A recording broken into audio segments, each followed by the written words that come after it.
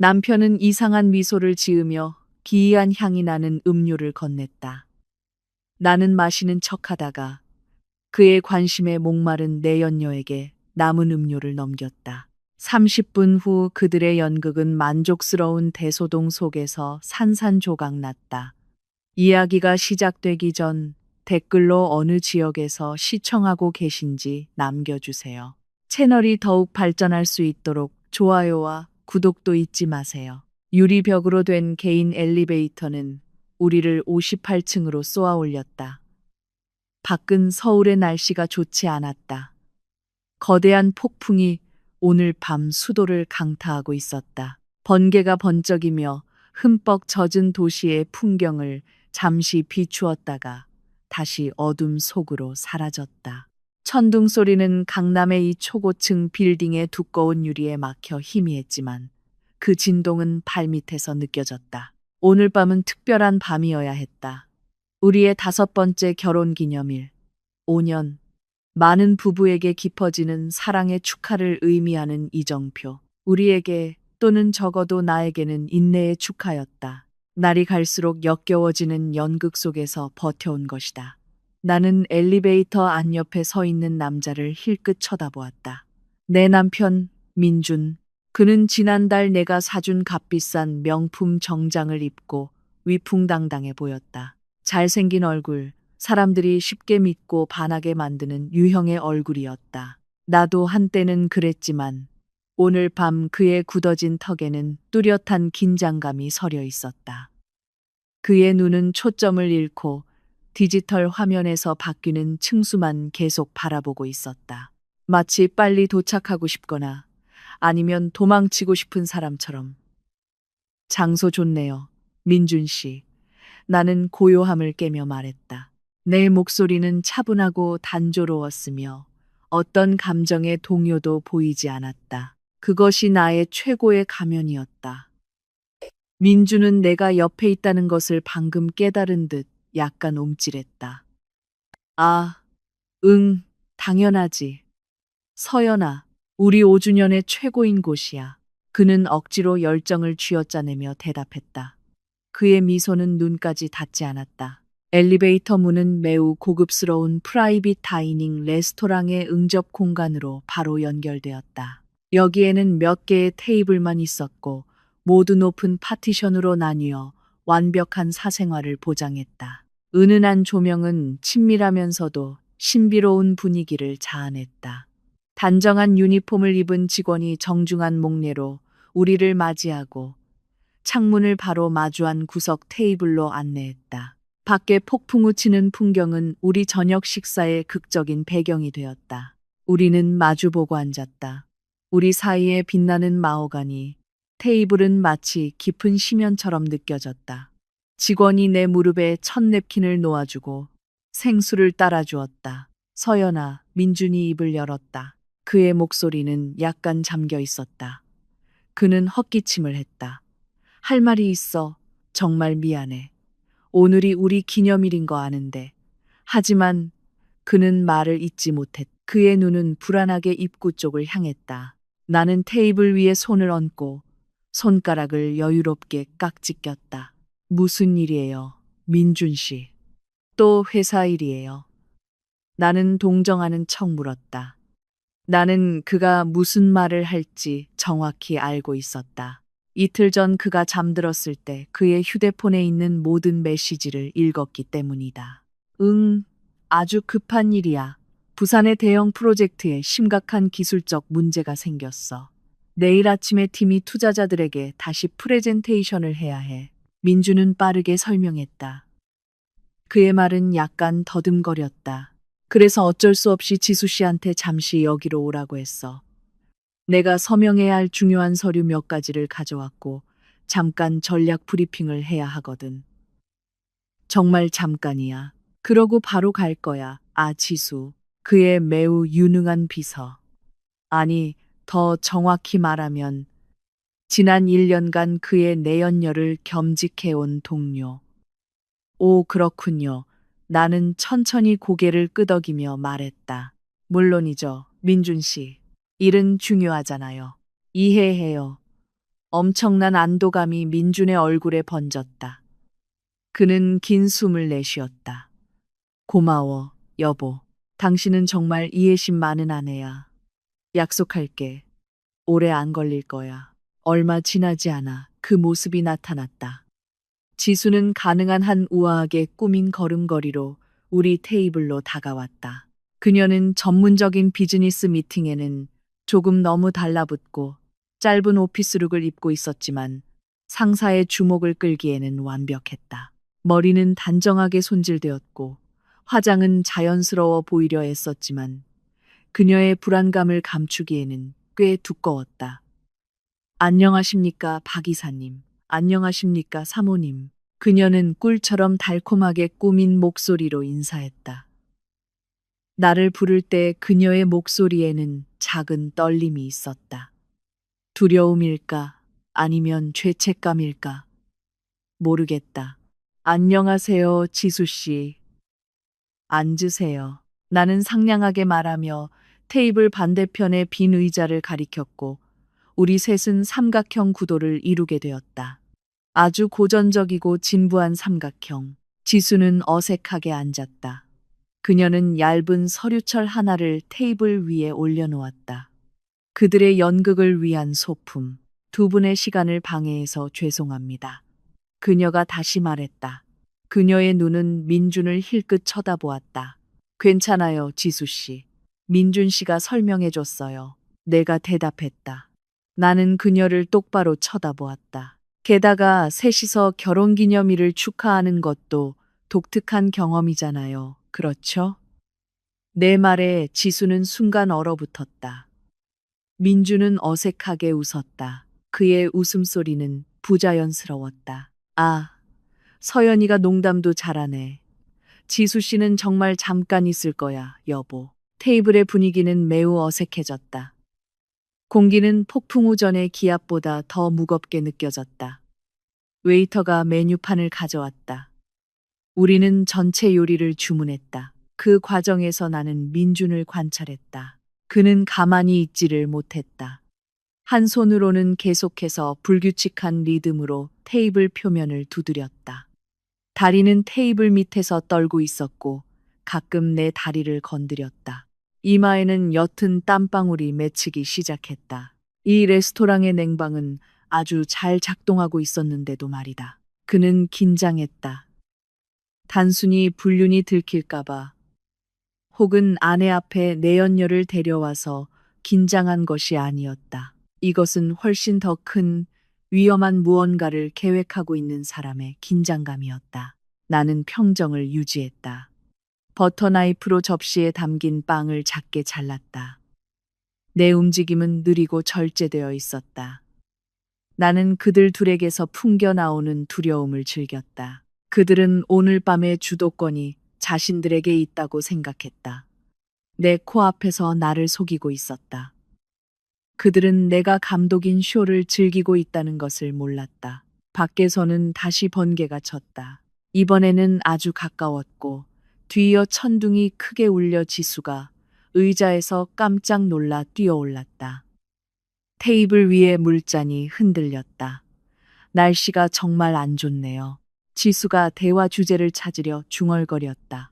네, 나는 그녀를 날카롭게 쳐다본 후 민준에게 시선을 돌리며 대답했다. 오늘 밤 폭풍은 조심하지 않으면 희생자를 낼 것 같네요. 민준은 내 말에 이중적 의미를 찾으려는 듯 잠시 눈을 크게 뜨고 나를 쳐다보다가 결국 고개를 돌리고 다시 불안하게 테이블을 두드리기 시작했다. 밤은 이제 막 시작되었고 긴장감은 이미 최고조에 달했다. 숨막히는 침묵 속에서 전체 요리를 다 먹었다. 오직 포크와 나이프가 도자기 접시에 부딪히는 소리만이 대화의 공백을 채웠다. 지수는 내 앞에서 아주 작은 실수라도 할까봐 두려운 듯 매우 조심스럽게 식사했다. 반면 민주는 샐러드를 거의 건드리지 않았다. 그의 정신은 분명히 여기에 없었다. 그의 눈은 손목시계와 레스토랑, 주방, 그리고 내 얼굴 사이를 계속 오가며 나를 평가하는 듯한 시선을 보냈는데 그 모습에 나는 웃음이 나올 뻔했다. 더러운 접시가 치워진 후 민주는 갑자기 등을 꼿꼿이 세웠다. 그는 약간 과장된 몸짓으로 손을 들어 웨이터를 불렀다. 메인 요리가 나오기 전에 특별한 걸 마셔야겠어. 민준이 말했다. 그의 목소리는 조용한 공간에서 약간 너무 컸다. 그는 억지 미소를 지으며 나를 쳐다보았다. 그 미소는 결코 그의 눈에 닿지 않았다. 서연아, 널 위해 특별한 음료를 주문했어. 여기 시그니처 목테일이야. 나는 약간의 흥미를 보이는 척 눈썹을 살짝 올렸다. 오, 그래요? 뭐가 특별한데요? 민준 씨. 신선한 석류즙에 몇 가지 엄선된 향신료, 그리고 상쾌함을 더해줄 약간의 탄산수가 들어갔어. 매니저 말로는 건강에 아주 좋대. 항산화 작용 같은 거. 당신 요즘 피곤하다고 자주 그랬잖아. 그는 장황하게 설명했다. 그의 설명은 실패한 제품을 팔려고 애쓰는 영업사원 같았다. 민준이 언제부터 내 항산화제 섭취에 신경 썼던가. 평소에는 내가 저녁으로 뭘 먹었는지도 몰랐는데. 와, 정말 세심하네요, 민준 씨. 나는 내 목소리가 그의 귀에 진심으로 들리도록 신경 쓰며 대답했다. 고마워요.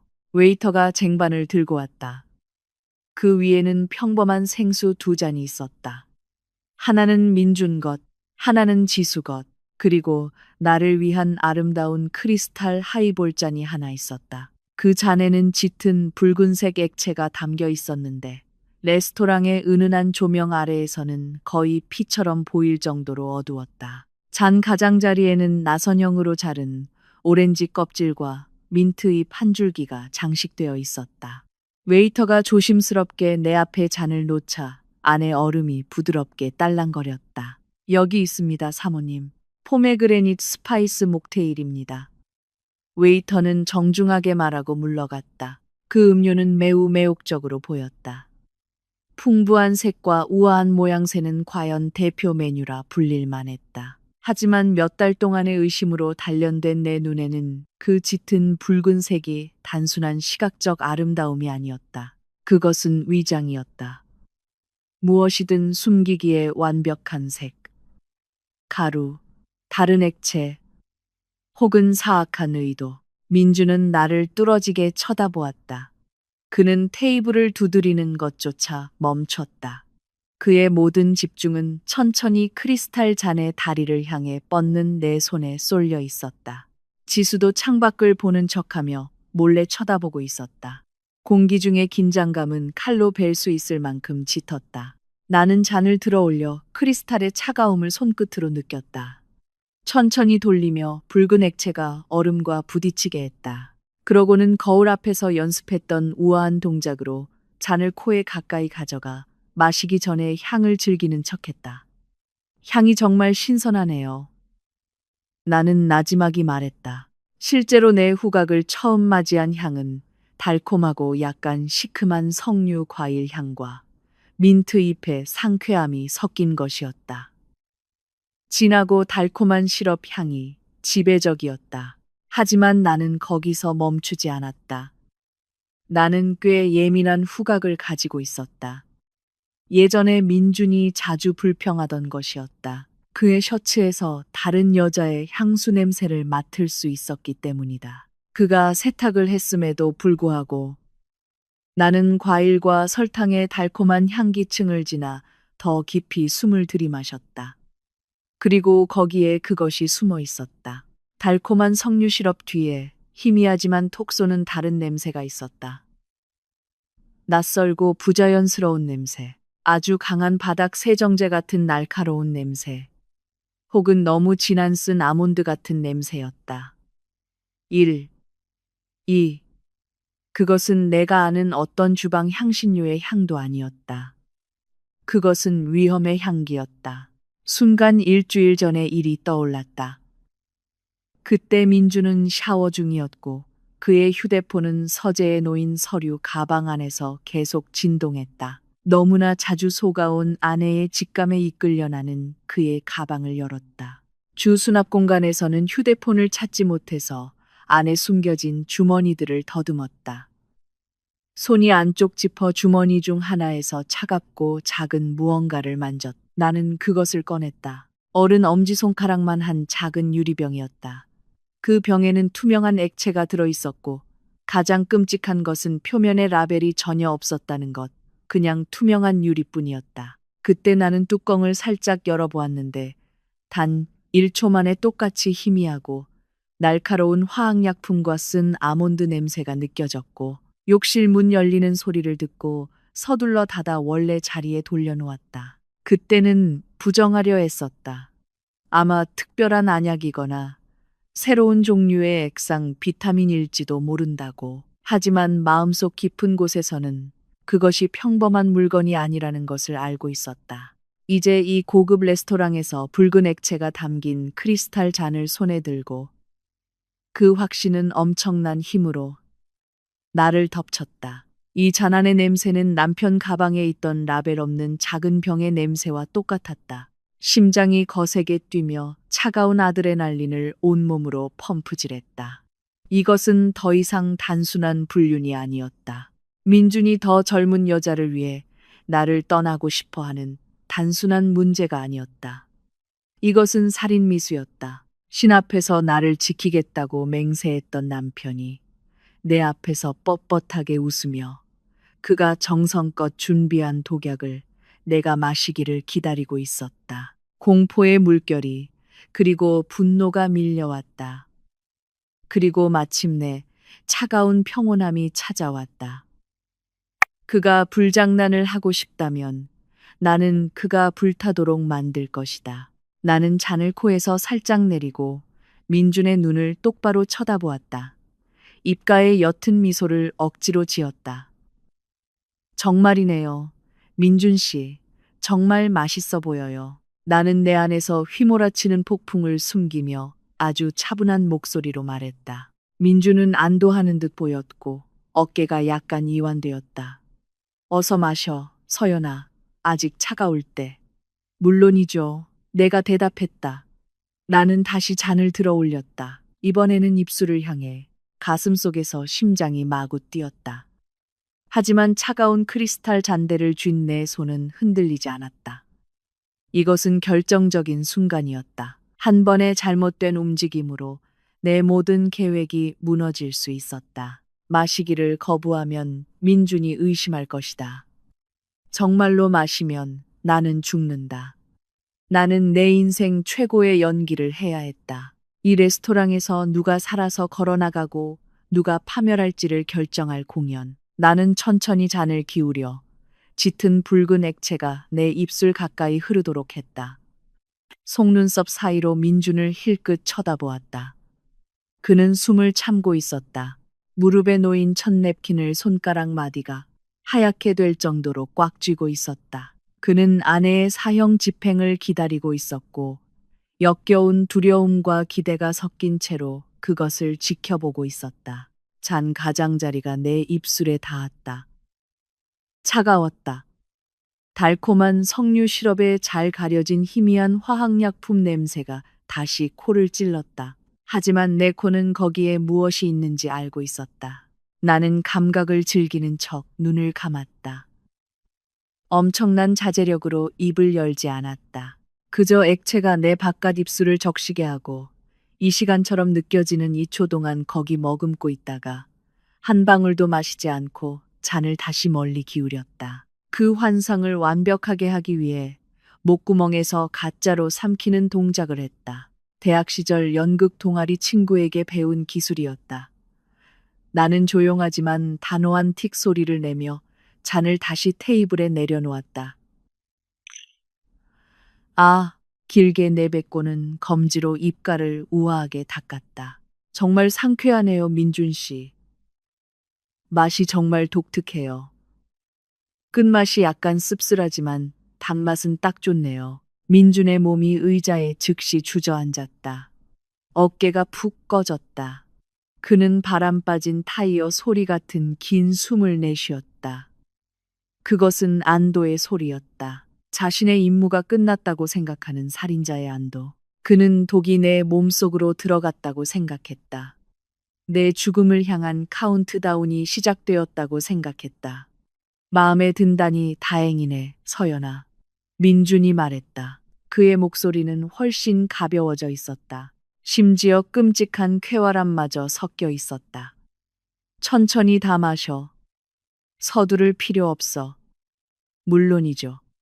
나는 상냥하게 웃으며 대답했다. 내 시선은 이제 지수에게로 향했다. 아까부터 그 여자는 고춧가루가 듬뿍 뿌려진 매콤한 오징어 튀김 전체 요리에 열중하고 있었다. 배가 고파서인지 아니면 자신이 잠자리를 같이 하는 남자의 정식 아내와 한 테이블에 앉은 어색함을 해소하기 위해서인지 개걸스럽게 먹고 있었다. 매운맛 때문에 얼굴이 붉어지기 시작했고 물을 찾으며 혀를 여러 번 살짝 내밀었다. 지수의 생수잔은 이미 비어 있었다. 그녀는 잔을 들어 약간 흔들며 남은 물이 있는지 확인했지만 없었다. 그녀는 웨이터 쪽을 쳐다보았지만 직원들은 방금 도착한 다른 큰 테이블을 서빙하느라 바빴다. 맵군요, 지수 씨? 나는 일부러 걱정하는 듯한 말투로 물었다. 지수는 내가 갑자기 말을 걸자 깜짝 놀랐다. 그녀는 손으로 입을 부채질하며 재빨리 고개를 끄덕였다. 네, 사모님. 고추가 생각보다 훨씬 맵네요. 이렇게 매울 줄 몰랐어요. 목이 마르고 매운맛에 타서 목소리가 약간 잠겨 있었다. 어머, 어떡해요. 나는 말했다. 나는 내 붉은 목테일 잔, 그 죽음의 잔을 잡고 매끄러운 대리석 테이블을 가로질러 지수 바로 앞으로 천천히 밀었다. 안의 붉은 액체는 부드럽게 흔들리며 매우 유혹적이고 상쾌해 보였다. 일단 이거라도 마셔요, 지수 씨. 나는 마치 사탕을 권하는 것처럼 편안한 어조로 제안했다. 제 음료는 아직 안 마셨어요. 입술에 살짝 맛만 봤어요. 거의 그대로예요. 이거 정말 상쾌하고 달고 차가워요. 혀의 매운맛을 바로 없애줄 거예요. 민준 씨가 고른 건데 맛이 최고예요. 시간이 멈춘 것 같았다. 안도감으로 흐릿했던 민준의 눈이 이제 거의 튀어나올 듯이 크게 뜨였다. 다시 색이 돌기 시작했던 그의 얼굴은 순식간에 테이블 위의 티슈보다 더 하얗게 질렸다. 입이 벌어지고 턱이 떨어졌다. 그는 독이 든 잔이 아내에게서 멀어져 그의 애인에게로 미끄러져 가는 것을 보았다. 안 돼. 민준이 반쯤 비명을 질렀다. 그의 목소리는 갈라지고 이상했다. 그는 의자에서 반쯤 일어서기까지 했다. 그의 손은 허공에 뻣뻣하게 뻗어 잔을 치우려 하거나 아니면 다시 빼앗으려 하는 듯했다. 잔에 거의 손이 닿았던 지수는 멈칫했다. 그녀는 의아한 표정으로 민준을 쳐다보았다. 눈썹이 찌푸려졌다. 나도 최대한 완벽하게 꾸민 놀란 표정으로 민준을 쳐다보았다. 어머, 왜 그래요, 민준 씨? 왜 소리를 질러요? 나는 순진하게 물었다. 지수 씨가 맵다잖아요. 불쌍하게. 물도 다 마셨는데 우리 손님을 이렇게 맵게 내버려 둘 거예요? 민준은 얼어붙었다. 그의 자세는 어정쩡했다. 반은 서 있고 반은 앉아 있었다. 그의 눈은 나와 지수, 그리고 그 잔 사이를 미친 듯이 오갔다. 그는 덫에 걸렸다. 아내 앞에서 그거 마시지 마. 독 들었어라고 말할 수 없었다. 또한 지수가 건강하고 상쾌하다는 내 음료를 마시는 것을 막을 논리적인 이유도 없었다. 그 매우 중요한 순간에 어디선가 남자 웨이터가 나타나 우리 메인 요리가 담긴 큰 쟁반을 들고 왔다. 실례합니다, 손님. 방해해서 죄송합니다. 와규 스테이크가 준비되었습니다. 웨이터는 민준 바로 옆에 서서 친절하게 말했고 길을 막지 않도록 그를 다시 앉게 만들었다. 웨이터의 등장은 민준의 행동을 멈추게 했다. 그는 고급 레스토랑 직원 앞에서 소란을 피울 수 없었다. 엄청난 공포를 억누르며 얼굴이 경련하는 채로 민준은 천천히 의자에 엉덩이를 다시 붙였다. 그의 눈은 공포에 질려 붉은 잔을 쳐다보았다. 한편 지수는 다른 시선으로 민준을 쳐다보았다. 그녀는 민준의 공포를 오해했다. 그녀는 민준이 그것이 아내의 비싼 음료이고 아내가 화낼까봐 두려워서 자신을 말린다고 생각했다. 지수의 자존심이 상했다. 그녀는 무시당했다고 느꼈다. 그녀는 자신도 서연이 가진 것을 누릴 자격이 있다는 것을, 자신도 동등하다는 것을 증명하고 싶었다. 지수는 나를 돌아보고는 웃었다. 교활한 승리의 미소. 그녀는 내가 바보 같고 약해서 내 음료를 그녀에게 준다고 생각했다. 와, 정말 감사합니다, 사모님. 정말 친절하시네요. 지수는 내 귀에 약간 조롱하는 듯한 어조로 말했다. 거절하면 아쉽죠. 마침 정말 목이 말랐거든요. 더 이상 망설이지 않고 지수는 크리스탈 잔을 낚아챘다. 그녀는 향을 맡지 않았다. 색을 확인하지 않았다. 그녀는 단지 목마름과 자존심을 만족시키기 위해 그것을 마시고 싶었을 뿐이다. 내 눈앞에서, 그리고 멍하니 눈도 깜빡이지 못하고 쳐다보는 민준의 눈앞에서 지수는 잔을 입술에 대고 그 내용물을 마셨다. 한 모금, 두 모금, 세 번의 큰 모금. 그녀가 탐욕스럽게 차가운 액체를 삼킬 때 모굴대가 위아래로 움직였다. 그녀는 한 번에 거의 반잔을 비웠다. 독은 이제 옮겨졌다. 더 이상 잔 속의 위협이 아니라 그녀의 몸속에서 똑딱거리는 시한폭탄이 되었다. 아, 지수는 이제 반쯤 남은 잔을 만족스럽게 내려놓았다. 정말 맛있네요, 이사님. 이사님 선택은 정말 최고예요. 상쾌하고 달콤하고 독특한 향신료 맛이 나요. 민주는 대답하지 않았다. 그는 방금 유령을 본 사람 같았다. 테이블 밑에서 그의 손이 심하게 떨렸다. 그는 마치 살아있는 시체를 보는 듯 멍한 시선으로 지수를 쳐다보았다. 옥수수 알만 한 찬 땀방울이 이마에 맺히기 시작했고 관자놀이를 따라 흘러내렸다. 마음에 든다니 다행이네요, 지수 씨. 나는 유쾌하게 말했다. 스테이크를 먹기 시작하기 위해 나이프와 포크를 들었다. 민준 씨는 자기 거 하나 더 주문 안 해서 아쉽네요. 왜 아무 말도 안 해요, 민준 씨. 음식 식겠어요. 민준은 힘겹게 침을 삼켰다. 그는 포크를 잡으려 했지만 손이 너무 심하게 떨려서 포크가 접시에 부딪히며 땡 하는 큰 소리를 냈다. 그 요란한 소리에 지수가 의아한 듯 돌아보았다. 이사님 어디 아프세요? 지수가 걱정하며 물었다. 정말 아이러니하네. 그녀는 방금 아내를 죽이려 한 남자를 걱정하고 있었고 자신이 이제 실제 희생자라는 사실을 깨닫지 못하고 있었다. 아, 아니. 민준이 더듬거렸다. 그냥 좀 어지러워서. 아마 배고파서 그런가 봐. 빨리 먹자. 나는 접시에 담긴 스테이크를 잘랐다. 내 나이프가 섬유질을 가르자 미디엄 레어 고기에서 핏물이 스며 나왔는데 그 짙은 붉은색은 방금 지수의 몸속으로 들어간 액체를 생각나게 했다. 밤은 이제 막 시작되었고 밖의 폭풍은 나의 첫 번째 승리를 축하하는 것 같았다. 그 치명적인 한 모금 이후 30분이 지났다. 유리벽 밖의 분위기는 점점 더 험악해졌다. 서울의 하늘은 마치 분노하는 듯했다. 천둥이 쉴 새 없이 연달아 울리며 우리 테이블의 조용한 드라마에 극적인 배경음을 만들어냈다. 레스토랑 중앙에 매달린 커다란 크리스탈 샹들리에가 몇 번 깜빡이며 어두워졌다가 다시 밝아졌는데 이는 폭풍으로 인한 불안정한 전력 공급을 나타냈다. 불빛이 어두워질 때마다 민준의 얼굴에 드리운 그림자는 더욱 끔찍해 보였다. 우리는 메인 요리를 먹는 중이었다. 아니, 더 정확히 말하면 내가 먹고 있었다. 이 와규 조각은 맛있고 부드럽고 육즙이 풍부했다. 남편이 겪고 있는 조용한 고통을 보니 오히려 식욕이 돋았다. 민주는 그저 접시에 담긴 으깬 감자를 휘젓고 있었을 뿐 한 숟가락도 입으로 가져가지 않고 추상적인 패턴을 만들고 있었다. 그의 눈은 지수에게서 결코 떨어지지 않았다. 그는 초를 세며 그가 분명히 올 것이라고 알고 있는 반응을 기다리고 있었다. 그리고 그 반응이 나타나기 시작했다. 처음에는 사소한 것이었다. 지수는 포크를 내려놓고 천천히 목을 문질렀다. 목에 무언가 걸린 듯 부드럽게 헛기침을 했다. 여기 에어컨이 꺼진 것 같지 않아요? 지수가 갑자기 불평했다. 그녀는 얼굴 앞에서 손을 부채질했다. 너무 더워요. 나는 잠시 씹는 것을 멈추고 위쪽 구석에 있는 냉방기를 힐끗 쳐다보았다. 그래요?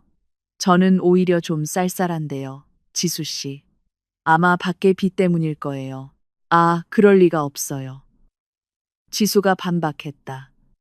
그녀의 말투는 점점 참을성 없고 약간 거칠어지기 시작했다. 그녀를 덮치는 신체적 불편함 때문에 달콤한 가면이 깨지기 시작했다. 여긴 정말 더워요, 사모님.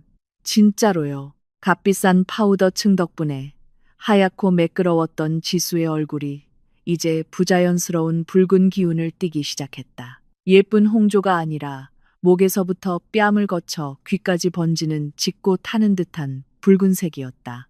땀이 머리카락 라인을 적시기 시작했다. 그녀는 숨이 막히는 듯 블라우스 깃을 거칠게 풀고 맨 위 단추 하나를 풀었다. 민주는 더욱 창백해졌다. 그는 무슨 일이 일어나고 있는지 정확히 알고 있었다. 그는 분명 그 독의 작용 방식을 조사했을 것이다. 그는 열이 내부 장기가 그가 섞은 부식성 물질이나 신경독에 반응하기 시작하는 첫 번째 신호라는 것을 알고 있었다. 그는 소리치고 싶었고 구급차를 부르고 싶었지만 자신의 범죄가 드러날 것에 대한 두려움에 마비되어 있었다. 왜 그래요, 지수 씨? 얼굴이 너무 빨개요, 내가 물었다. 내 목소리는 외과 수술의 정밀함으로 고기 한 조각을 더 자르면서 최대한 평탄하게 만들었다. 모르겠어요. 지수는 말하려고 했지만 목소리가 변했다. 심한 인후염에 걸린 사람처럼 목소리가 무겁고 쉬어 있었다. 그녀는 양손으로 목을 잡았다. 목이 아파요. 불타는 것처럼 뜨거워요. 지수는 기침을 하기 시작했다. 고통스러운 마른 기침. 숨이 가빠지기 시작했고 짧고 빠르게 몰아쉬었다. 숨을 들이쉴 때마다 희미한 히익 소리가 들렸는데 시간이 지날수록 점점 더 선명해졌다. 기도가 붓기 시작했다. 민주는 더 이상 참을 수 없었다. 그는 포크를 테이블에 세게 내던졌다. 물 마셔. 민준이 공포에 질려 외쳤다. 그는 지수의 물잔이 비어 있었기 때문에 자신의 생수잔을 지수 쪽으로 밀었다. 지수는 떨리는 손으로 잔을 낚아챘다. 그녀가 공포에 질려 마시려고 할 때 물이 엎질러져 테이블볼을 적셨다.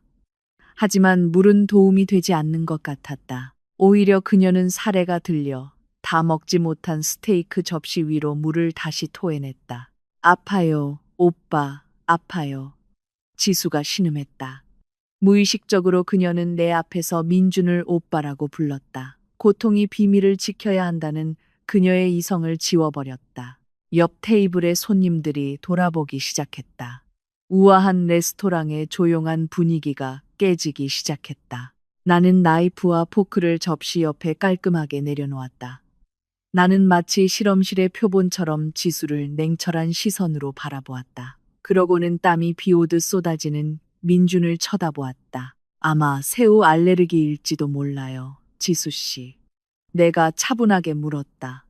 내 목소리는 테이블을 장악하기 시작한 공포와 대조적으로 들렸다. 아까 전체 수프에 새우 육수가 조금 들어갔어요. 해산물 알레르기 있어요? 아니요, 알레르기 없어요. 지수는 강하게 고개를 저었다. 그녀의 눈에 눈물이 고이기 시작했다. 고통의 눈물이 붉게 타오르는 뺨을 타고 흘러내렸다. 그녀는 잘 관리된 아름다운 손톱이 부러질 듯이 테이블 가장자리를 너무 꽉 잡았다. 배가 너무 아파요. 제발요. 그녀의 몸이 심한 복통을 참느라 휘기 시작했다. 독은 빠르게 작용했다.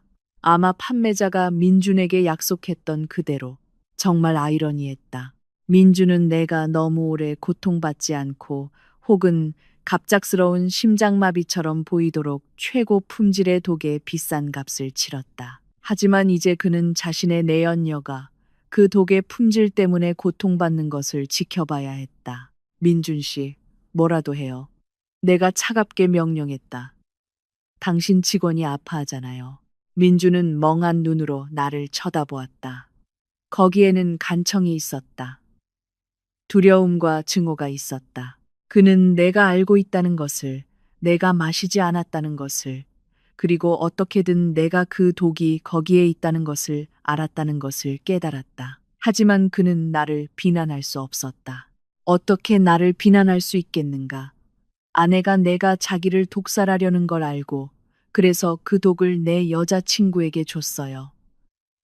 그런 자백은 그를 곧장 감옥으로 보낼 뿐이었다. 오, 우리 병원에 가야 해. 민준이 의자에서 일어나며 더듬거렸다. 다리가 휘청거렸다. 갑자기 지수가 억눌린 비명을 질렀다. 덫에 걸린 동물의 소리 같은 끔찍한 비명. 그녀는 심하게 토했다. 평범한 구토가 아니라 신선한 피가 섞인 액체가 입에서 뿜어져 나왔다.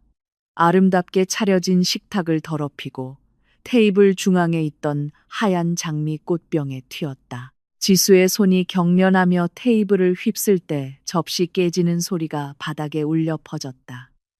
그녀의 몸이 의자에서 미끄러져 두꺼운 카펫 바닥으로 쿵하고 떨어졌다. 지수야, 민준이 이번에는 정말로 통제력을 잃고 소리쳤다. 그의 가면은 산산조각 났다. 그는 모든 사람의 시선을 무시하고 뛰어내려 바닥에서 고통스럽게 몸부림치는 지수의 몸 옆에 무릎을 꿇었다. 밖에서는 다시 번개가 격렬하게 치며 어두컴컴한 레스토랑을 순간 푸른빛이 도는 하얀 빛으로 비추었고 9번 테이블의 끔찍한 광경을 드러냈다. 한 남자가 깨진 접시와 피 섞인 구토물에 둘러싸여 바닥에서 다른 여자를 껴안고 있었다. 그러는 동안 그의 아내는 의자에 조용히 앉아 차가운 복수의 여신처럼 무표정한 얼굴로 높은 곳에서 그들을 내려다보고 있었다. 나는 냅킨을 들어 손에 묻은 약간의 소스 자국을 닦고 다음 막이 시작되기를 기다렸다. 원래 조용하고 우아하며 은식기 부딪히는 소리로 가득했던 프라이빗 다이닝 레스토랑의 분위기는 순식간에 지옥으로 변했다. 지수의 몸이 바닥에 떨어지는 것은 고통스러운 쿵소리를 낼 뿐만 아니라 피할 수 없는 대규모 공황의 도화선이 되었다. 지수는 고전적인 무늬의 두꺼운 카펫 위에서 몸부림쳤다. 그녀의 몸은 심하게 경련했고 다리는 방향 없이 허공을 차며 마호가니 테이블 다리를 쳐서 그 위에 있던 하얀 장미 꽃병까지 굴러떨어져 산산조각 났다. 물, 유리 조각, 장미 꽃잎이 지수의 머리 주위에 흩어졌다.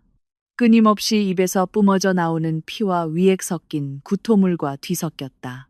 비리고 신냄새가 코를 찔렀고 이전에 방을 채웠던 값비싼 향수와 스테이크 향을 압도했다. 지수야, 지수야, 정신 차려.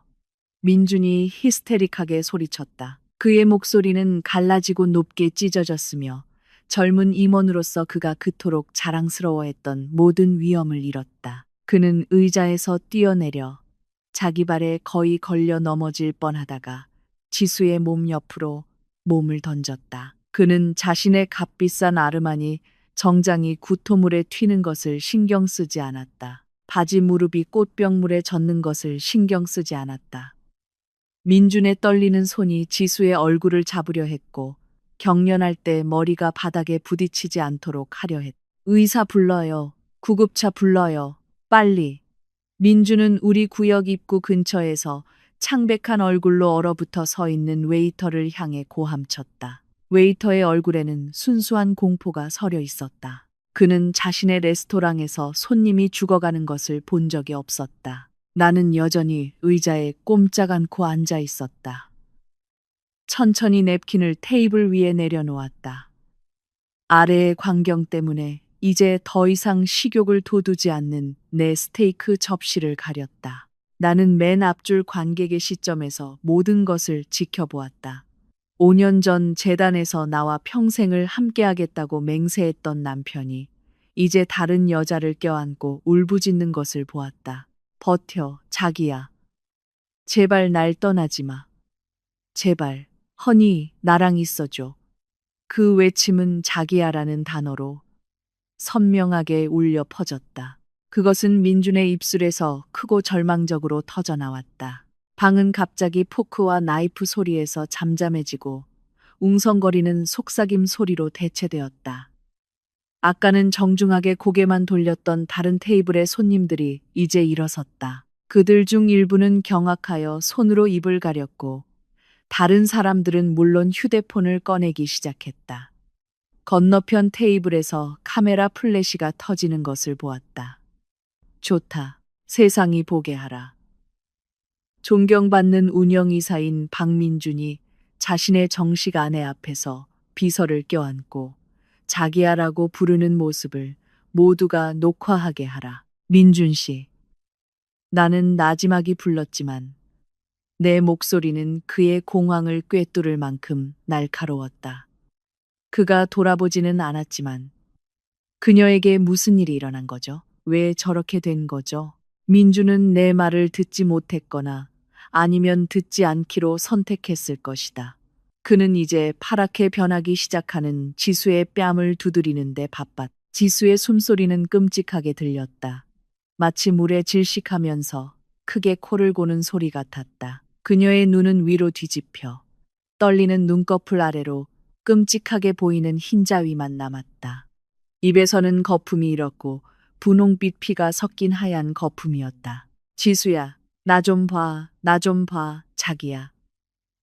민준이 흐느꼈고 눈물이 뺨을 타고 흘러내려 찬 땀과 섞였다. 그는 차갑고 뻣뻣해지기 시작하는 지수의 손을 꽉 쥐었다. 미안해, 미안해. 이렇게 되면 안 됐는데. 그 독약은. 민주는 자신이 어떤 독을 샀는지 정확히 알고 있었다. 그는 그 독의 효과가 얼마나 고통스러운지 알고 있었다. 내 죽음을 효과적으로 만들기 위해 분명히 조사했을 테니까. 그리고 이제 그 효과가 자신이 사랑하는 여자의 몸에서 작용하는 것을 보면서 죄책감이 그를 안에서부터 파괴하고 있을 것이다. 그는 자신이 나를 위해 설계한 고통을 그 애인이 즐기는 것을 보고 있었다. 레스토랑 매니저가 시스카의 위독한 상태에 비해 초라해 보이는 구급상자를 들고 달려왔다. 손님, 구급차가 오고 있습니다. 제발 많이 움직이지 마세요. 손님. 매니저는 혼란 속에서 프로페셔널하게 행동하려 애쓰며 떨리는 목소리로 말했다. 가만히 있지 말고 뭐라도 해요. 민준이 거칠게 소리치며 매니저를 밀쳐 거의 넘어질 뻔하게 만들었다. 죽어가고 있잖아요. 당신들이 독을 탔어. 당신들 음식이 독이야. 그 비난을 듣고 나는 나지막이 코웃음을 쳤다. 당신들 음식이 독이라고 그가 말했다. 나는 천천히 일어나 드레스에 약간의 주름을 폈다. 차분한 걸음으로 나는 테이블을 돌아 그 작은 무리에게 다가갔다. 내 하이힐이 대리석 바닥 가장자리에서 탁탁탁 규칙적인 소리를 냈다. 카펫 중앙의 혼란과 대조적으로 들렸다. 나는 여전히 무릎 꿇고 있는 민준 바로 뒤에 섰다. 나는 고개를 숙여 이미 엉망이 된 지수의 얼굴을 내려다 보았다. 그녀의 예쁜 얼굴은 부어 있었고 입술은 보라색이었다. 정말 안 됐네요. 나는 무미건조하게 중얼거렸다. 아까는 음료가 정말 상쾌하다고 했는데 내 목소리를 듣자 민준의 몸이 즉시 굳어졌다. 등이 뻣뻣해졌다. 그는 잠시 우는 것을 멈췄다. 숨을 참았다. 천천히, 아주 천천히, 마치 공포영화의 한 장면처럼 그는 고개를 돌려 나를 쳐다보았다. 그의 얼굴은 눈물과 땀으로 젖어 있었다. 눈은 분노의 핏줄로 가득 차 붉게 타올랐다. 하지만 그 분노 뒤에는 훨씬 더 큰 두려움이 있었다. 자신의 위치를 깨달았을 때의 두려움. 그는 바닥에 무릎 꿇고 내연녀를 껴안고 있었다. 그러는 동안 그가 죽이려 했던 아내는 그 위에서 꼿꼿이 서서 한 점의 동정심도 없이 그를 내려다보고 있었다. 너, 민준이 씹시거렸다. 그의 목소리는 쉬어 있었다. 내가 왜요, 민준 씨? 나는 부드럽게 물으며 고개를 살짝 기울였다. 나는 아직 여기 있잖아요. 남편이 자기라는 애칭으로 동료를 애도하는 걸 지켜보면서. 우리 결혼기념일 축하. 정말 로맨틱하네요. 내 말은 그를 혼수 상태에서 깨우는 강한 뺨 때리기 같았다. 그는 주위를 둘러보았다. 심판하는 듯한 시선으로 그를 쳐다보는 웨이터들을 보았다. 그를 가리키며 속삭이는 다른 손님들을 보았다. 그리고 최악은 내 눈을 보았다. 게임이 끝났고 그가 완전히 졌다는 것을 알려주는 시선. 밖에서는 구급차 사이렌 소리가 멀리서부터 울려 퍼지며 폭풍 우의 빗소리를 뚫고 마침내 건물 로비 아래에서 멈췄다. 얼마 지나지 않아 레스토랑 엘리베이터 문이 열리고 주황색 유니폼을 입은 3명의 구급대원이 들것과 완비된 의료 장비를 들고 뛰어 들어왔다. 건장한 체격의 건물 보안 요원 2명이 긴장하고 경계하는 얼굴로 그들 뒤를 따랐다. 비키세요. 길을 터주세요. 구급대원 중 한 명이 우리 테이블을 둘러싼 웨이터 무리를 해치며 외쳤다. 그들은 재빨리 민준의 품에서 지수의 몸을 넘겨받았다. 민준은 옆으로 밀려나 피와 구토물로 범벅이 된 손으로 바닥에 힘없이 주저앉았. 그는 미친 사람처럼 보였다. 머리는 헝클어졌고 넥타이는 삐뚤어졌으며 눈은 멍하니 지수의 입에 인공호흡기를 부착하고 팔에 무언가를 주사하는 구급대원들을 쳐다보고 있었다. 맥박 약함, 산소 포화도 급격히 저하, 부식성 물질 또는 시아화물 중독 가능성, 응급실에 해독제 준비시켜 팀장이 어깨에 달린 무전기를 통해 신속하게 지시하며 외쳤다. 시안화물 또는 부식성 물질이라는 단어는 분위기를 더욱 긴장시켰다.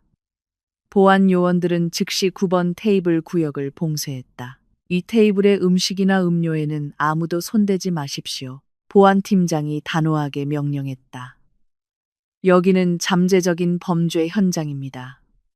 민주는 범죄 현장이라는 말을 듣고 떨었다. 그는 일어나려 했고 다리가 휘청거렸지만 억지로 몸을 일으켰다. 그는 여기서 벗어나야 했다. 지수를 따라가야 하거나 아니면 도망쳐야 했다. 저는 남편, 아니, 피해자의 상사입니다. 제가 따라가야 합니다. 민준이 지수의 들것을 들어 올리기 시작하는 구급대원에게 더듬거리며 말했다. 죄송합니다, 선생님. 일단 여기 계십시오. 경찰이 위로 오고 있습니다. 보안 요원이 건장한 팔로 민준의 길을 막으며 제지했다. 경찰이요. 민준이 눈을 크게 떴다. 왜 경찰이 와야 합니까? 이건 그냥 단순한 식중독이에요. 이 레스토랑이 잘못한 겁니다. 그는 방어적으로 소리쳤다. 목소리는 공포로 인해 날카로웠다. 표준 절차입니다, 선생님. 공공장소에서의 심각한 중독 사건은 의무적으로 신고해야 합니다. 경비원이 차갑게 대답했다. 그때 민준이 다시 나를 돌아보았다.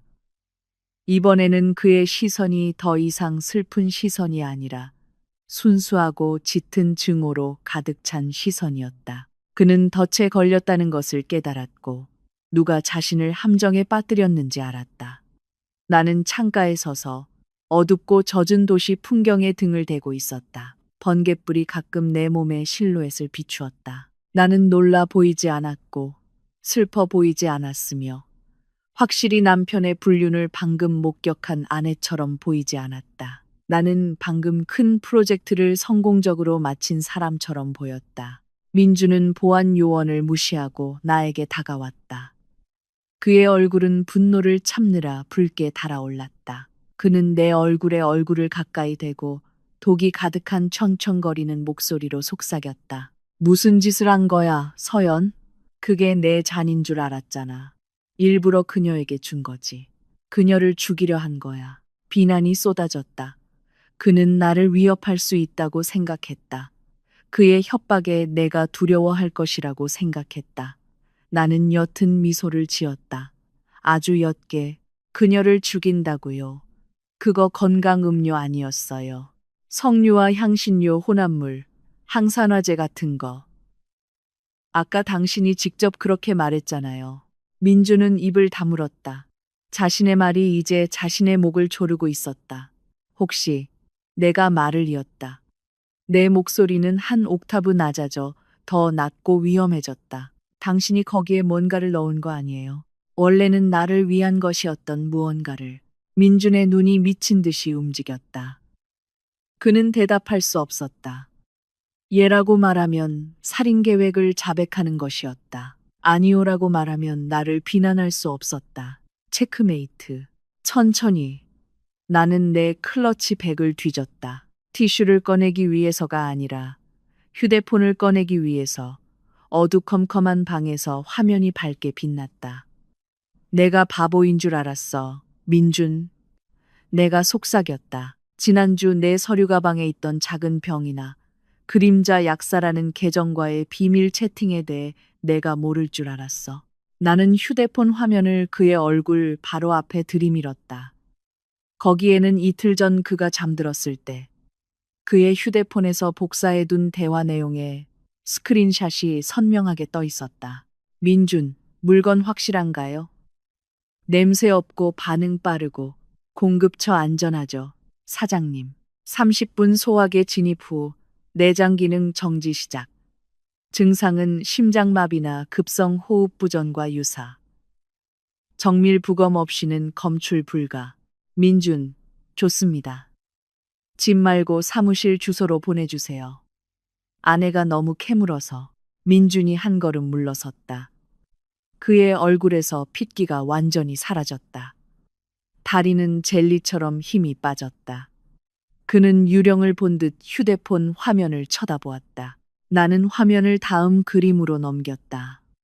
그것은 그가 오늘 밤 내가 죽은 후에 지수에게 보내려 했던 휴대폰 메모 앱에 작성해둔 메시지 초안 사진이었다. 메시지 내용, 조금만 참아, 자기야. 오늘 밤 모든 게 끝나. 그녀가 가면 보험금이랑 재산은 우리 거야.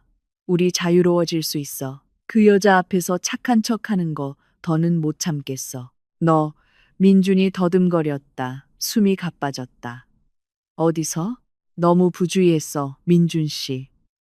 내가 차갑게 말을 잘랐다. 내 아내를 얕봤어. 내가 그냥 쇼핑이나 하고 기술은 모르는 집순이인 줄 알았어. 내 휴대폰 비밀번호 지수 생일이잖아. 안 그래? 얼마나 진부하고 한심한지. 우리 뒤에서 엘리베이터 문이 다시 열렸다. 정복을 입은 경찰 2명이 레스토랑 매니저와 함께 걸어 나왔다. 그들은 혼란을 보고 즉시 다가왔다. 나는 민준을 똑바로 쳐다보았다. 이제 감옥과 미래의 파멸에 대한 두려움으로 가득 찬 그의 눈을 쳐다보았다. 독이 빨리 듣네요. 그렇죠. 민준 씨? 나는 마치 날씨에 대해 이야기하는 것처럼 편안한 어조로 물었다. 판매자의 약속대로 정확히 30분. 목표가 틀려서 아쉽네요. 서연아, 제발. 민준이 갑자기 태도를 바꿨다. 그는 내 손을 잡으려 하며 애원했다. 이러지 마. 나 내 남편이잖아. 우리 얘기할 수 있어. 내가 잘못했어, 서연아. 그냥 나는 그의 손을 거칠게 뿌리쳤다. 역겨워. 방금 내 창녀를 껴안았던 손으로 날 만지지 마. 경찰관님, 나는 목소리를 높였다. 순식간에 충격과 두려움에 빠진 아내의 얼굴로 표정을 바꿨다. 나는 다가오는 경찰관을 향해 돌아섰다. 제 남편 좀 도와주세요. 그가 음료에 독을 탔어요. 저를 죽이려고 했는데 그의 비서가 마셨어요. 나는 지수의 테이블에 아직 붉은 액체가 남아있는 크리스탈 잔을 가리켰다. 일부러 남겨둔 가장 중요한 증거물. 저게 증거예요. 그리고 이 휴대폰에 대화 증거가 있어요. 경찰은 즉시 기민하게 움직였다. 그들 중 한 명이 수갑을 꺼내 민준에게 다가갔다. 박민준 씨, 당신을 살인 미수 및 유해물질 소지 혐의로 체포합니다. 민준이 눈을 크게 떴다. 그는 물러서려 했지만 뒤에 있던 보안 요원이 즉시 그의 팔을 붙잡았다. 아니에요. 오해입니다. 제 아내는 미쳤어요. 그녀가 독을 탔어요. 민준이 발버둥치며 소리쳤다. 하지만 아무도 그의 말을 듣지 않았다. 모든 증거가 그를 가리키고 있었다. 음료를 주문한 사람도, 동기도, 독약금의 채팅 기록도 그가 가지고 있었다. 나는 그저 우연히 살아남은 구경꾼일 뿐이었다. 경찰이 민준의 양손을 등 뒤로 수갑을 채울 때 그는 끌려가기 전 마지막으로 나를 쳐다보았다. 완전한 파멸의 시선. 그리고 나는 그냥 거기에 서서 휴대폰을 꽉 쥔 채 어떤 와인보다 더 취하게 하는 승리감이 핏속을 흐르는 것을 느꼈다. 병원의 냄새는 항상 인간의 후각을 위협하는 독특한 방식을 가지고 있었다. 그것은 톡 쏘는 소독약, 갓 닦은 비닐 바닥의 차가움, 그리고 응급실 칸막이 커튼 뒤에 숨어 있는 희미한 죽음의 향기가 섞인 것이었다. 서울중앙병원 응급실 L 자동문이 부드러운 소리를 내며 열렸을 때 냉방기에서 나오는 차가운 공기가 곧바로 내 피부를 때렸다. 밖에 폭풍이 남긴 축축한 온기와는 극명한 대조였다. 그날 밤 응급실 안의 분위기는 혼란스러웠지만 그곳에서 일하는 사람들에게는 규칙적인 리듬이 있었다. 바닥에서 삐걱거리는 들껍바퀴 소리, 의료 지시 외침, 심장 박동 모니터의 단조로운 삐 소리, 그리고 치료실 칸막이에서 들려오는 희미한 울음소리가 고통의 교향곡을 만들어냈다. 그 조직화된 혼란 속에서 우리의 개인적인 드라마는 지나가는 간호사들에게 작은 구경거리가 되었다. 나는 옅은 파란색의 딱딱한 플라스틱 대기 의자에 앉아 있었다. 그 의자는 불편하고 차갑고 뻣뻣했다. 마치 아무도 그곳에 오래 머물고 싶지 않도록 설계된 것 같았다. 하지만 나는 등을 꼿꼿이 세우고 앉아 있었다. 양손으로는 무릎 위에 놓인 에르메스 가죽 가방을 껴안고 있었다. 마치 폭풍의 바다 한가운데서 유일한 구명조끼인 것처럼. 내 맞은편에는 사람들이 지나다니는 좁은 복도를 사이에 두고 민준이 앉아 있었다. 지금 내 남편의 모습은 정말 비참했다. 몇 시간 전 나에게 죽음의 음료를 주문했던 자신감 넘치는 남자와는 완전히 상반된 모습이었다. 오늘 아침 그가 자랑스럽게 입었던 이집트산 면, 흰 셔츠는 이제 구겨지고 더러워져 있었다. 맨 위 단추는 어디론가 사라졌다. 그리고 가장 눈에 띄는 것은 가슴과 팔 부분의 어두운 얼룩들이었다. 그것은 지수의 구토물 얼룩이었고 약간의 피와 섞여 이제 마르기 시작하며 희미한 신냄새를 풍기고 있었다. 민주는 주저앉은 자세로 앉아 있었고 머리는 양무릎 사이에 깊이 숙여져 있었다. 양손으로는 헝클어진 머리카락을 쥐어뜯고 있었다. 그는 떨고 있었다. 미세한 떨림이 아니라 온몸을 지배하는 격렬한 흔들림이었다. 그것은 순수한 공포의 떨림이었다. 그의 왼쪽과 오른쪽에는 갈색 제복을 입은 두 명의 경찰관이 지옥의 수호신 조각상처럼 꼿꼿이 서 있었다. 은색 수갑이 민준의 손목에 차갑게 감겨 있었고 천장에 눈부신 흰색 형광등 빛을 반사했다. 이서연 씨, 무거운 바리톤 목소리가 내 공상을 깨뜨렸다. 나는 천천히 고개를 들고 피로, 혼란, 그리고 깊은 슬픔이 완벽하게 섞인 표정을 지었다. 내 앞에는 경찰 제복 위에 검은 가죽 재킷을 걸친 중년 남성이 서 있었다. 그의 얼굴은 굳어 있었고 경험의 주름과 사람의 머릿속을 스캔할 수 있을 것 같은 매의 눈 한 쌍으로 장식되어 있었다. 그의 가슴에는 신분증이 달려 있었다. 하리오 경위. 강력계. 하리오 경위입니다. 그는 접이식 철제 의자를 끌어와 내 앞에 앉으며 자신을 소개했다. 우리의 무릎이 거의 닿을 뻔했다. 그는 작은 수첩과 펜을 꺼냈다. 오늘 밤이 부인께 매우 힘든 밤이라는 것을 압니다. 그리고 지금 이렇게 해야 해서 죄송합니다. 하지만 절차상 기억이 생생하고 물리적 증거가 오염되기 전에 초기 진술을 받아야 합니다.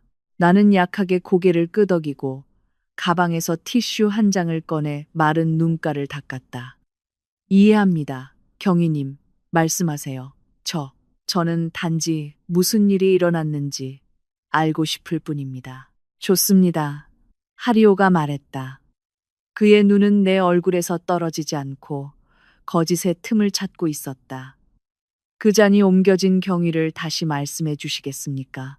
레스토랑 직원은 그 잔이 남편분께서 부인을 위해 특별히 주문한 것이라고 했는데 결국 피해자 김지수 씨가 마시게 되었다고요. 나는 마치 트라우마의 조각들을 모으는 것처럼 극적인 쉼을 주며 긴 숨을 들이마셨다.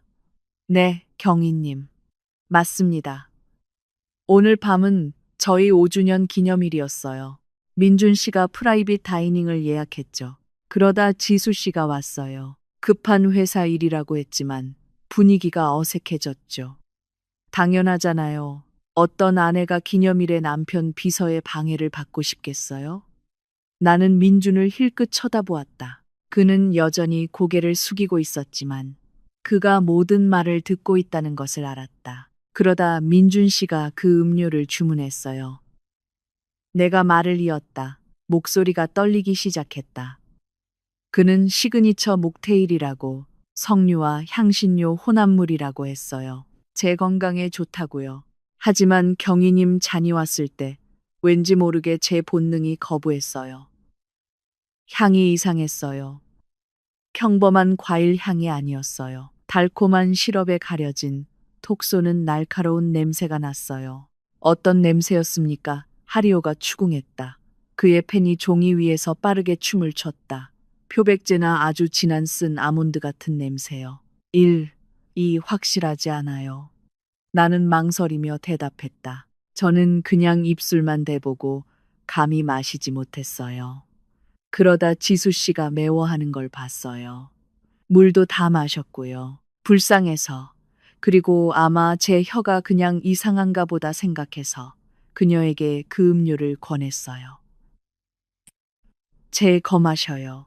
이거 신선하고 아직 안 마셨어요 라고 말했어요. 거짓말. 그 외침은 복도 건너편에서 터져 나왔다. 민준이 갑자기 고개를 들었다. 그의 얼굴은 붉게 달아올랐고 목에 핏줄이 튀어나왔다. 그는 일어나 나에게 달려들려 했지만 거친 수갑의 재지와 어깨를 누르는 건장한 경찰의 손에 막혔다. 거짓말이야, 경위님. 저 여자는 알고 있었어. 거기에 독이 있는 줄 알았다고. 민준이 히스테릭하게 울부짖었다.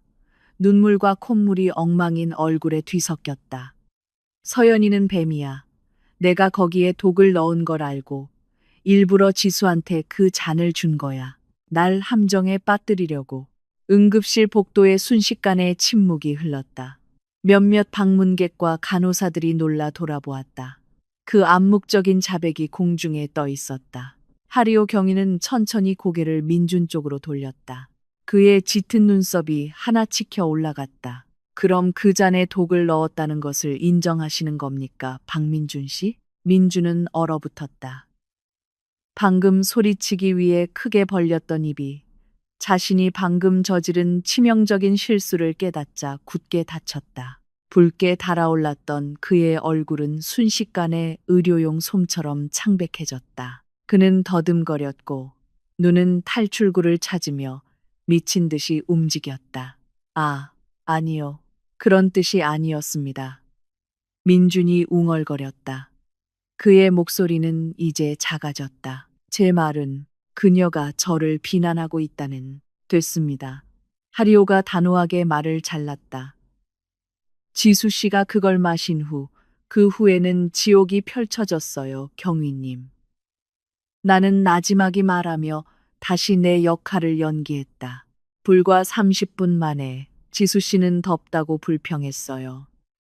숨이 막히다가 피를 토했죠. 민준 씨는 그는 바로 공황 상태에 빠졌어요. 지수 씨를 껴안고 자기야라고 불렀어요. 제 눈앞에서요, 경희님. 제 남편이 결혼기념일에 다른 여자를 위해 울고 있었어요. 나는 한 방울의 눈물, 아주 값비싼 악어의 눈물이 뺨에 떨어지게 했다. 하리오 경위는 내 연약함을 보고 누그러진 듯 보였다. 갑자기 복도 끝에서 급한 발소리가 들렸다. 민준아, 내 아들. 그것은 시어머니의 목소리였다. 항상 과도한 금장신구로 치장하고 다니던 그 중년 여성은 당황한 듯 보이는 시아버지에게 이끌려 비틀거리며 달려왔다. 그들은 분명 경찰이나 레스토랑 측으로부터 연락을 받았을 것이다. 시어머니는 즉시 경찰 저지선을 뚫고 수갑이 채인 채 있는 민준을 껴안았다. 세상에, 민준아, 왜 범죄자처럼 수갑을 차고 있는 거니? 내 아들 풀어줘요. 그는 존경받는 사람이에요. 이사라고요. 그녀는 경찰에게 소리친 후 내 모습을 발견했다. 그녀의 시선은 순수한 증오로 변했다.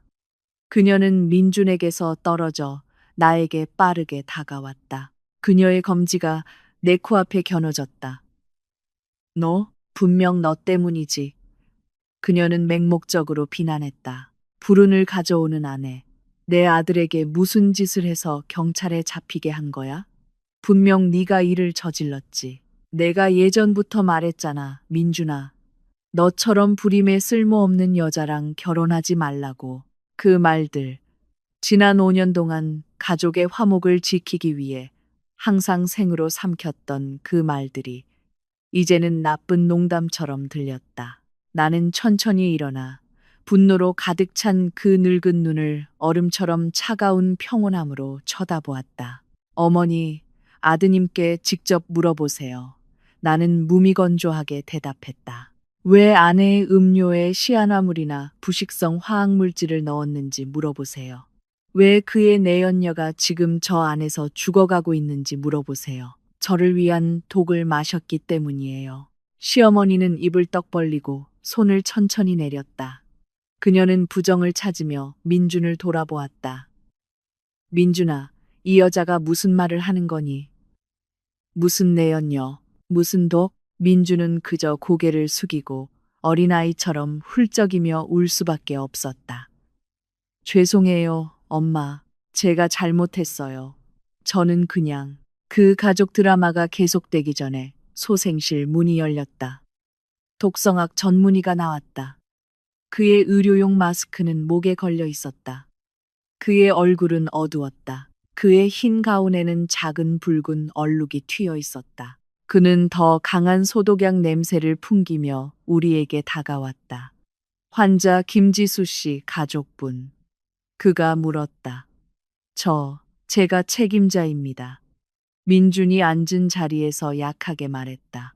의사는 숨기지 않은 혐오의 시선으로 민준을 쳐다보았다. 그는 그러고는 하리오 경위에게로 돌아섰다. 생체 신호는 안정시켰지만 손상이 치명적입니다. 의사는 끔찍한 세부 사항을 설명하기 전에 긴 숨을 들이마셨다.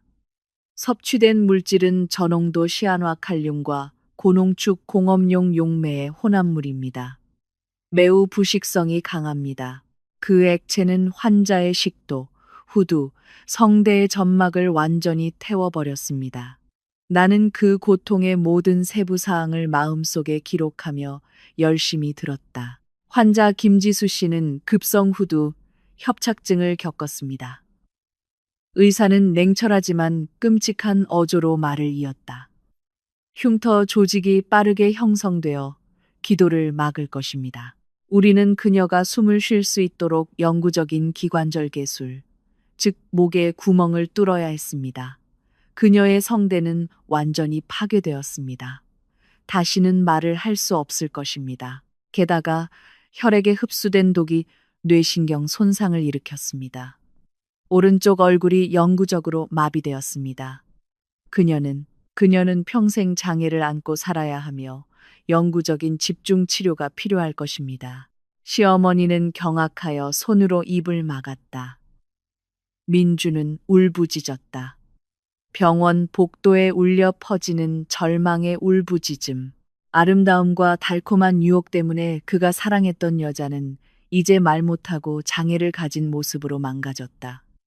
그리고 그 모든 것이 자신의 손으로 인한 것이었다. 미쳤어. 시아버지가 중얼거렸다. 그의 얼굴은 창백했다. 나는 그들의 정신적 붕괴의 순간을 이용했다. 나는 다시 하리오 경위를 돌아보았다. 경위님. 나는 부드럽지만 단호하게 불렀다. 제가 확보해둔 추가 증거를 제출할 때인 것 같습니다. 나는 천천히 가방을 열었다. 모든 시선이 나에게 쏠렸다. 민준이 고개를 들었다. 그의 눈은 두려움으로 크게 뜨였다. 무슨 증거 말입니까? 하리오가 날카롭게 물었다. 나는 붉은 얼룩이 묻은 티슈가 담긴 비닐 클립을 꺼냈다. 지수 씨가 토하고 민준 씨가 공황 상태에 빠졌을 때 제가 이 티슈를 사용해 잔에 남은 액체를 확보했습니다. 증거가 사라질까봐 두려웠거든요. 여기에는 그 음료에 잔여물이 들어 있습니다. 그러고는 내 비장의 카드. 나는 작은 검은색 USB 플래시 드라이브를 꺼냈다. 그리고 이것은 나는 그 작은 물건을 높이 들어 올리며 말했다. 레스토랑 매니저는 저희 가족의 오랜 친구입니다. 저는 9번 테이블을 비추는 고화질 CCTV 녹화를 요청했습니다. 여기에는 제가 자리를 고쳐 앉는 동안 민준 씨가 양복 안주머니에서 작은 병을 꺼내 제 잔에 액체를 떨어뜨리는 순간이 선명하게 녹화되어 있습니다. 녹화 14분째에 명확하게 보입니다. 민준은 의자에서 쓰러져 차가운 병원 바닥에 무릎을 꿇었다. 그의 방언은 산산조각났다. 더 이상 부인은 없었다. 영상 증거, 독 잔여물 증거, 그리고 피해자의 상태는 그를 법의 교수대로 끌고 가기에 충분했다. 그의 휴대폰도 확인해 보세요. 경위님. 나는 민준의 바지 주머니를 가리키며 차갑게 덧붙였다. 미래 프로젝트라는 이름에 숨겨진 폴더가 있어요. 내용은 일이 아니라 독약 구매 거래 채팅과 제 사망 후 제 재산을 차지하려는 계획이에요. 하리오 경위는 부하들에게 신호를 보냈다. 그들은 즉시 민준을 수색하고 그의 휴대폰을 압수했다. 민준은 저항하지 않았다. 그는 이미 살아있는 시체 같았다. 지수에 대한 의사의 판결을 들었을 때 그의 영혼은 이미 죽었다. 박민준 씨, 하리오 경위가 말했다. 그의 목소리가 공식적으로 울려 퍼졌다. 당신을 계획살인 미수, 형법 제340조 및 제53조, 그리고 중상의 혐의로 체포합니다. 당신은 묵비권을 행사할 권리가 있지만 당신이 말하는 모든 것은 법정에서 당신에게 불리하게 사용될 것입니다. 2명의 경찰관이 민준을 거칠게 일으켜 세웠다. 그는 복도를 따라 히스테릭하게 우는 부모님을 지나 그리고 나를 지나 끌려갔다. 그가 내 바로 옆에 있을 때 경찰의 제지로 잠시 걸음이 멈췄다. 그는 텅 비고 어둡고 공허한 눈으로 나를 쳐다보았다. 나는 얼굴을 약간 앞으로 내밀고 그의 귀에만 들릴 수 있는 목소리로 속삭였다. 그의 차가운 감방에 매일 밤을 괴롭힐 속삭임. 독이 정말 효과적이네요. 민준 씨. 최고를 골라줘서 고마워요. 이제 당신이 준비한 선물을 즐기세요. 회사, 집, 자산, 모든 것이 한 푼도 당신과 나누지 않고 내 것이 되었어요. 당신은 가장 완벽한 방법으로 나에게 자유를 줬어요. 민주는 입을 열어 무언가 말하고 싶었지만 아마 저주, 아마 간청, 하지만 아무 소리도 나오지 않았다. 그는 밖에서 기다리는 순찰차로 끌려가기 전 절대적인 공포로 나를 쳐다볼 수밖에 없었다. 나는 거기에 서서 양냄새 나는 병원복도 한가운데 운명을 탓하며 울부짖는 시부모님에 둘러싸여 있었다. 나는 드레스를 정돈하고 깊은 숨을 들이마셨고 그날 밤 처음으로 미소를 지었다. 정말로 진심 어린 미소. 그날 밤은 나의 죽음으로 끝나지 않았고 나의 재탄생으로 끝났다. 시간은 가장 공정한 심판관이지만 가장 느린 집행관이기도 하다. 그 레스토랑에 폭풍우 치던 밤 이후 6개월이 지났다. 피곤한 법적 절차, 눈부신 언론의 조명, 그리고 내 삶의 대대적인 개편으로 가득했던 6개월. 오늘 아침 서울은 다르게 보였다. 이제 온전히 내 명의가 된 45층 펜트하우스 발코니에서 수도의 하늘은 맑고 푸르렀다. 아침 햇살이 수디름한 지역의 초고층 빌딩 위로 금빛을 쏟아냈다. 한때 민준이 왕처럼 군림했던 사무실 건물의 유리에 반사되었다. 이제 그 왕은 도시 외곽의 3x4m 콘크리트 상자 안에 갇혀 있었다. 나는 발코니의 빈티지 라탄 의자에 앉아 따뜻한 캐모마일 차 한 잔과 회사 서류 더미와 함께 있었다. 아리오 센토사 주식회사. 아버지의 유산으로 세워졌지만 민준의 오만함으로 운영되던 회사는 이제 이름을 바꿨다. 나는 마야 코퍼레이션으로 전면적인 리브랜딩을 했다. 단순하지만 절대적인 소유권을 암시하는 이름. 회사 인수 과정은 쉽지 않았지만 매우 만족스러웠다. 민준이 구속된 다음 날, 나는 즉시 임시 주주총회 EGM을 열었다. 전국 언론에 보도된 민준의 범죄 증거로 공황 상태에 빠진 투자자들은 쉽게 내 편을 들었다. 나는 민준의 모든 신복들을 해고했다. 지수의 호화로운 생활 방식을 위해 민준이 저지른 자금 횡령을 눈감아주던 부패한 관리자들. 나는 마치 가구의 먼지를 털어내듯 그 회사를 청소했다. 빠르고 효율적이며 무자비하게. 나는 찻잔을 내려놓고 태블릿을 들어 오늘 뉴스를 읽었다. 민준의 얼굴은 여전히 법률면을 장식하고 있었다. 이제는 정치 이슈에 밀려 기사가 점점 작아졌지만 독극물 목테일 사건 전 대표이사 징역 18년 선고. 18년. 판사는 계획이 치밀하고 피해자가 다름 아닌 자신의 내연녀였다는 점에서 잔인성을 들어 조금의 감형도 해주지 않았다. 민준의 가족이 유일한 상가 건물을 팔아 고용한 비싼 변호사는 내가 가져온 CCTV 녹화와 티슈의 독 잔여물 증거를 깨뜨리는데 완전히 실패했다. 나는 3일 전 구치소에 마지막으로 방문했던 것을 떠올렸다. 그것은 과거의 책을 완전히 닫기 전에 내가 필요했던 마무리였다. 3일 전 구치소 면회실에서의 회상. 그 방은 퀴퀴한 냄새가 났다. 수천 명의 수감자들의 땀과 값싼 바닥 세정제가 섞인 냄새. 우리는 낡고 흐릿한 두꺼운 유리와 구식 인터콤 전화기로 분리되어 있었다. 나는 민준과 마주 앉았다. 그의 모습은 충격적이었다. 외모에 집착하고 포마드로 머리를 손질하고 톰 포드 향수 없이는 집을 나서지 않던 민준은 이제 병든 노인처럼 보였다. 머리는 이 때문에 삭발당했다. 얼굴은 광대뼈가 튀어나올 정도로 수척했고 피부는 칙칙했다. 생명의 빛을 잃은 눈 밑에는 영구적인 다크서클이 있었다. 그는 떨리는 손으로 전화 수화기를 들었다. 손톱은 더러웠다. 그는 병원에서처럼 증오심이 아닌 애처로운 시선으로 나를 쳐다보았다. 서연아. 그의 목소리는 인터콤 스피커를 통해 갈라져 들렸다. 왔구나. 최종 이혼 서류 가져왔어. 나는 차갑게 대답하며 그 서류를 유리에 붙였다. 판사 서명 다 받았어. 당신은 서명할 필요 없어. 이건 그냥 통보야. 민주는 고개를 숙였다. 어깨가 떨렸다. 서연아, 나 여기서 고통받고 있어. 감방은 좁고 밥은 썩었고 다른 수감자들한테 맞았어. 내가 부자였다가 망한 놈이라고. 나 좀 도와줘, 서연아. 돈이나 음식이라도 뭐든 보내줘.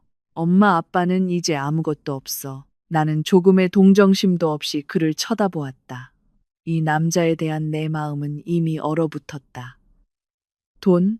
지수한테 아파트랑 명품 가방 사주려고 훔친 회사 돈? 그 돈은 네가 그녀 이름으로 해둔 모든 자산을 압수한 후에 회사 금고로 돌아갔어. 지수라는 이름을 듣자 민준의 얼굴이 고통스럽게 일그러졌다. 어떻게? 지수는 어떻게 지내? 살아있어. 내가 말을 잘랐다. 그걸 살아있다고 할 수 있다면. 지수는 지금 보고타 외곽의 사회복지시설에 있어. 시골의 가족들은 창피하다고 돌보기를 거부했어. 말을 못해, 민준. 목에 구멍이 뚫려 있어. 유동식을 호스로 먹어. 오른쪽 얼굴은 완전히 마비됐어. 눈이 완전히 감기지 않아서 계속 눈물이 흘러. 하루 종일 휠체어에 앉아서 벽만 쳐다봐. 소리 지를 수도, 불평할 수도 없이 그녀는 자기 몸 안에 갇혀 있어. 네가 여기 갇혀 있는 것처럼. 민주는 울었다. 그는 손으로 얼굴을 가리고 자신이 만든 파멸을 애도했다. 후회해, 서연아. 세상에 후회해. 내 후회는 가치가 없어, 민준. 나는 블레이저를 정돈하며 일어서서 말했다. 넌 나를 죽이려 한 걸 후회하는 게 아니야. 실패하고 잡힌 걸 후회하는 거지. 18년 동안 잘 즐겨. 다시는 올 거라고 기대하지 마. 나는 수화기를 내려놓고 우리의 관계를 영원히 끊고 뒤돌아보지 않고 걸어 나왔다. 소리 없이 내 이름을 부르며 유리를 두드리는 글을 남겨두고 현재로 돌아와 전화벨 소리가 내 공상을 깨뜨렸다. 새로운 비서, 똑똑하고 무엇보다 프로페셔널한 젊은 여성에게서 온 전화였다. 좋은 아침입니다. 대표님, 차가 로비에 준비되어 있습니다. 일본 투자자와의 회의가 1시간 후에 시작됩니다. 고마워요, 리니 씨. 10분 후에 내려갈게요. 내가 대답했다. 나는 일어나 발코니 가장자리로 걸어갔다. 바람이 내 머리카락을 날렸다. 나는 눈을 감고 자유의 향기를 들이마셨다. 예전에는 남편이 나를 배신하면 내 세상이 무너질 것이라고 생각했다. 나는 내 정체성이 남편에게 의존하는 아내일 뿐이라고 생각했다. 하지만 그날 밤의 폭풍은 그 반대를 증명했다. 나는 희생자가 아니었다. 나는 생존자였다. 나는 독이 든 목테일 한 잔을 통해 죽음을 눈앞에서 마주하고 침착하게 옆으로 밀어낸 여자였다. 아래에서는 서울이라는 도시가 분주하게 움직이고 있었다. 수백만 명의 사람들이 야망을 따차 경쟁하고 있었다. 도시의 어두운 한 구석에서는 지수가 영원한 침묵 속에서 벽을 응시하고 있었다. 철창이 쳐진 다른 구석에서는 민준이 콘크리트 바닥에서 자신의 운명을 한탄하고 있었다. 그리고 나는 여기 정상에 서서 내 삶의 완전한 통제권을 쥐고 있었다. 나는 찻잔을 다시 들어 올려 넓고 푸른 하늘을 향해 들었다. 새로운 삶을 위하여 나는 바람에게 속삭였다. 그리고 정말로 건강에 좋은 음료를 위하여 나는 마지막 차를 마시며 결코 사라지지 않을 승리의 달콤함을 느꼈다. 폭풍 뒤의 하늘은 너무나 맑았고 나는 처음으로 정말로 날아갈 준비가 되어 있었다.